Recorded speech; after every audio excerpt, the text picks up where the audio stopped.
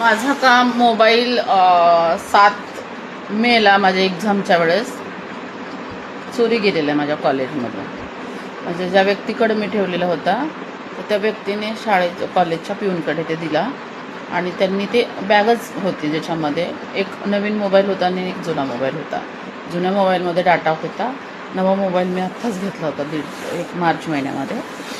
आणि सो ते गेलेलं असल्यामुळे माझा अकाउंट ॲक्सेस माझ्याकडे नाही. तर ते सगळं नव्या मोबाईलमध्ये 24 घंट्याच्या